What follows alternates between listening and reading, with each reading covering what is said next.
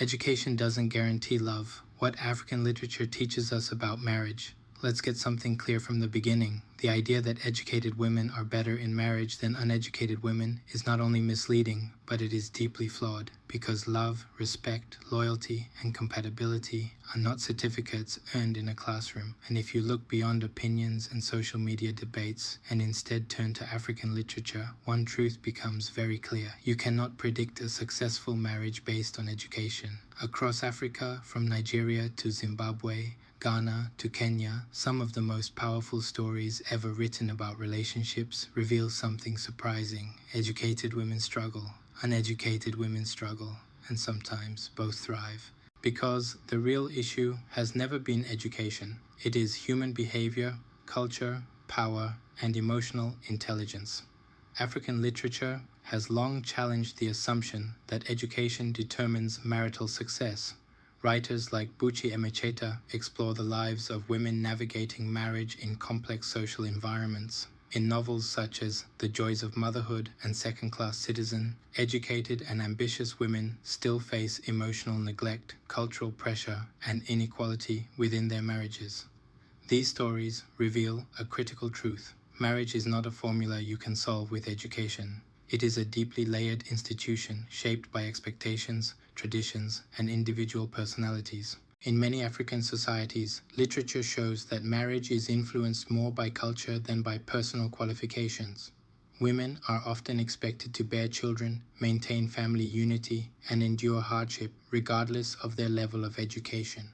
These expectations do not disappear simply because someone has a degree, so the question becomes, how can education alone determine the success of a marriage when culture itself defines the rules? Interestingly, African post-colonial literature often presents education as a tool for empowerment. It allows women to question oppression, pursue independence, and redefine their identities. But at the same time, it introduces new challenges. Educated women in these narratives often face tension between modern values and traditional expectations. They may struggle to balance career ambitions with cultural roles. They may encounter resistance from partners who feel threatened by their independence. In this way, education does not simplify relationships. In many cases, it makes them more complex. Writers like Chimamanda Ngozi Adichie take this discussion even further by highlighting the role of power in relationships. Her works show that the success or failure of a marriage is often determined by power dynamics rather than educational background. A highly educated woman can still be silenced in a relationship where power is unequal.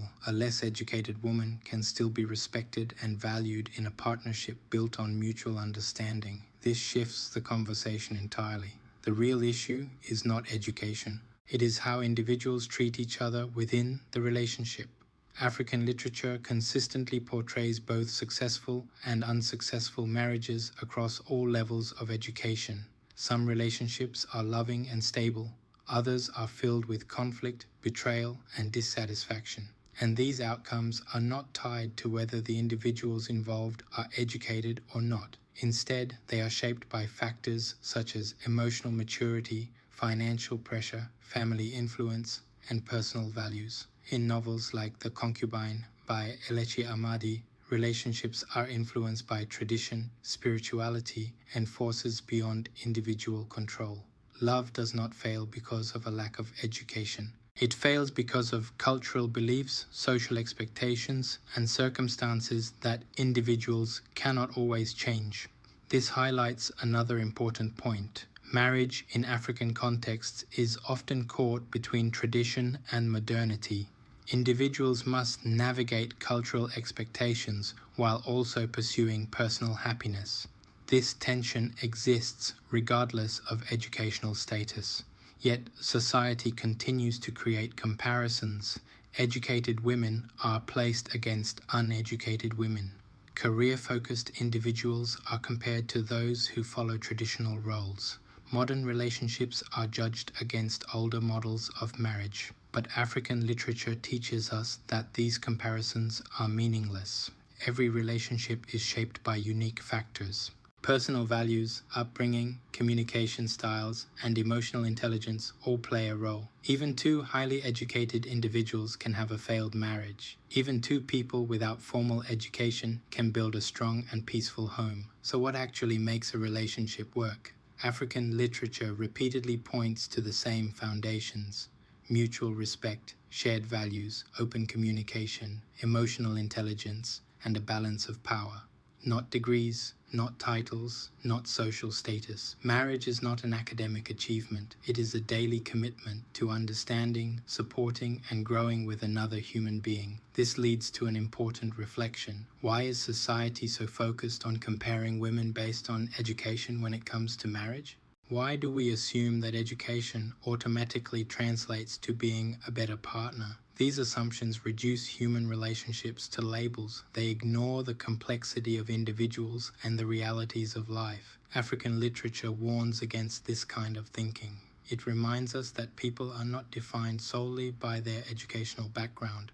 They are defined by their character, their actions, and their ability to connect with others. At its core, a successful marriage is not built in a university. It is built in everyday interactions, in how partners treat each other, how they handle challenges, and how they respect one another's humanity. Education can empower a woman. It can open doors and provide opportunities, but it cannot guarantee love. It cannot ensure loyalty. And it cannot determine the success of a marriage. You cannot predict relationships. You cannot measure love with certificates, and you cannot compare marriages. Because in the end, marriage is not about who is educated. It is about who is willing to love, respect, and grow with another person. Stop comparing women. Start understanding relationships. That is where the real truth lies. By Majok Wuchok.